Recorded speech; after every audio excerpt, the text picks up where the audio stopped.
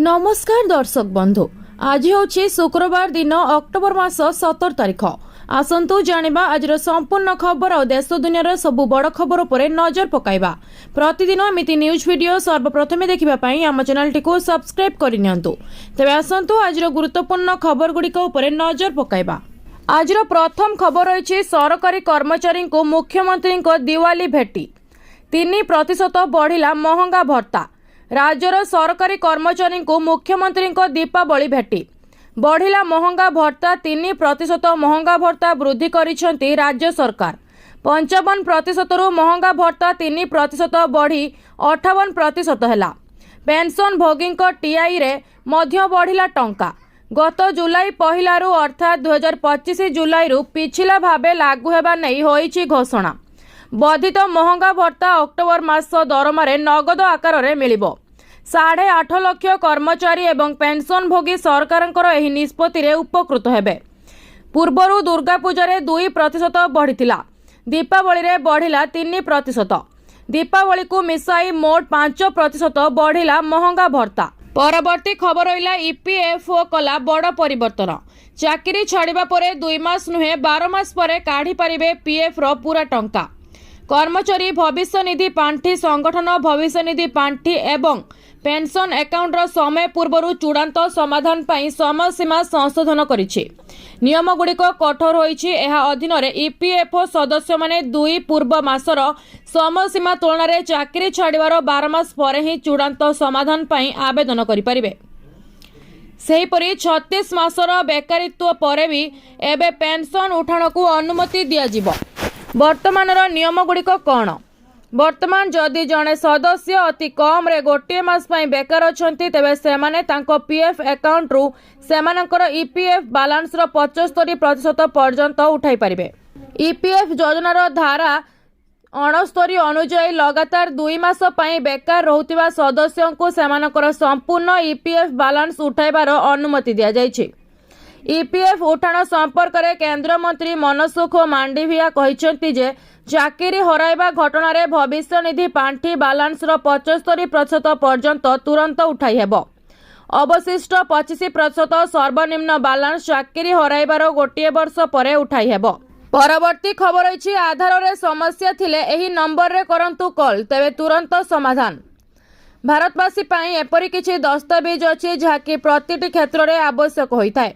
एथि मध्यरे driving licence, passport, PAN card, ration card एवं आधार कार्ड भली दस्तावेज अंतर्भुक्त रही। देशर प्राय 90% लोकों पाखरे आधार कार्ड अछि। स्कूल किंबा कॉलेज रे प्रवेश ठारू आरंभ करी सरकारी योजना पाइबा पर्यंत आधार कार्ड आवश्यक होइथाय। एही कारणरू जदि आधार संबंधी समस्या अछि तेबे ताहार शीघ्र समाधान करिबा गुरुत्वपूर्ण। अनेकंक आधार कार्ड रे नाम, जन्म तारीख एवं ठिकाना आदिर सूचना भूल थाए। एपरी क्षेत्र में लोक मैंने सेगुड़िकु किपरि संशोधन करेंगे ताहाकु नै द्वंद्व थांती। एपरी क्षेत्र में आधार संबंधी कौनसी सूचना किंबा अभियोग पाई एणिकी आपणको कौनसी स्थान को जीवाकु पड़िबो नाही। आपण आपणको घरु गोटिए नंबर रे कॉल करी आपणकर समस्या जणाई परिबे। यूआईडीएआई एथिपाई एक हेल्पलाइन नंबर जारी करिछि। आधार संबंधी जेकोसी समस्या पाई आपण यूआईडीएआई हेल्पलाइन नंबर 1947 को कॉल करि परिबे। परवर्ती खबर अछि रेल यात्रींको पाई खुशी खबर। एथर एसी कोच रे मिलिबो एसबु सुविधा। भारतीय रेलबाई एसी कोच रे यात्रा करुथिबा यात्री मानक पाई एक प्रमुख एवं स्वागत योग्य पदक्षेप आरंभ करिछि।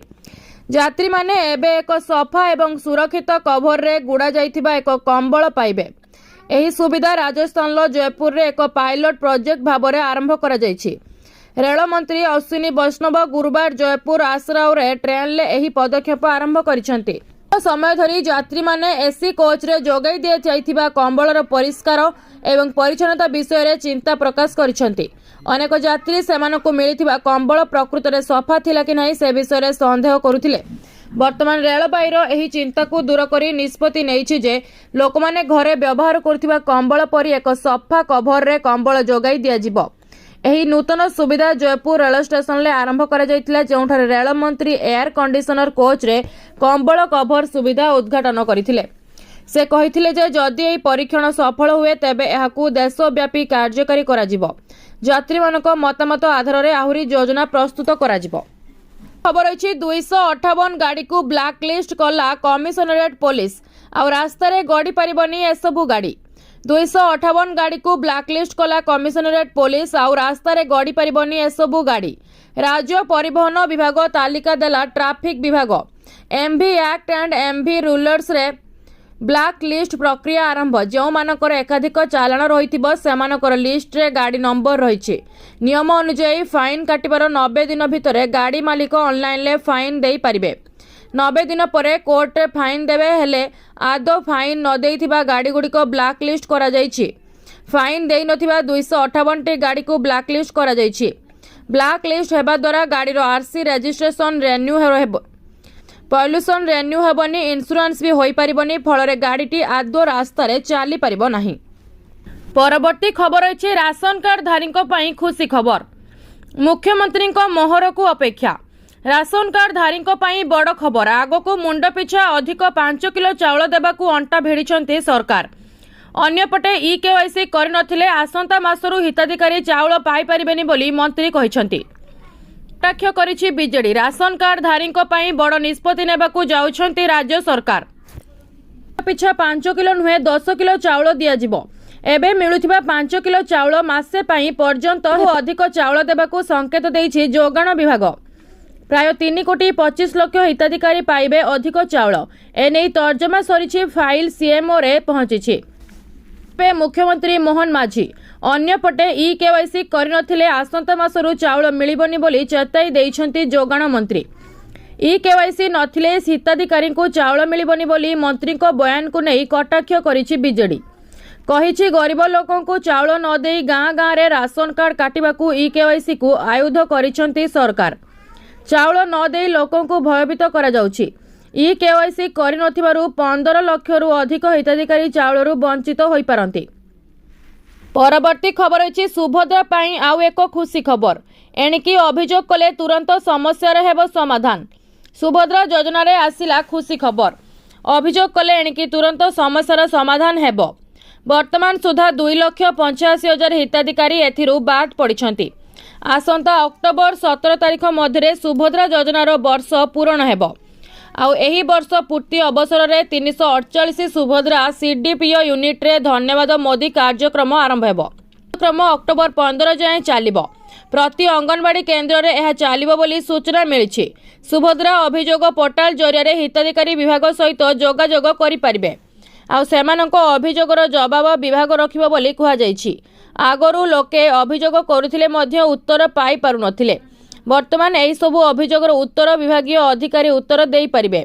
लोकों को अभियोग ब्लॉक कमिटी जांच करिबो एवं एहा परे जिला स्तर रे जांच कराजिबो। सबु तथ्य पोर्टाल रे उपलब्ध हेबो।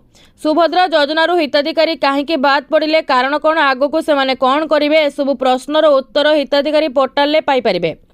वर्तमान सुभद्रा रे 1 कोटी 9 लाख हिताधिकारी थिबा बेले 2,85,000 हिताधिकारी बाद पड़िछंती।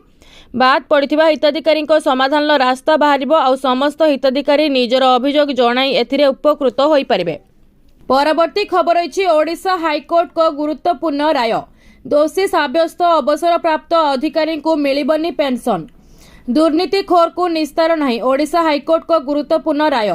दुर्नीति मामला रे विजिलेंस अदालतों द्वारा दोषी साब्यस्त हेले अवसर प्राप्त कर्मचारी को मिलिबनी पेंशन। अवसर प्राप्त सरकारी कर्मचारी प्रोविजनल पेंशन बंद करने प्रसंग में हाईकोर्ट गुरुत्वपूर्ण राय प्रदान करिसेंती। अदालतों दंडादेश राय को चैलेंज करी हाईकोर्ट रे दायर होइथिबा मामला विचाराधीन थिबा बेले संपृक्त अवसर प्राप्त कर्मचारी को पेंशन मिलिबो नाही।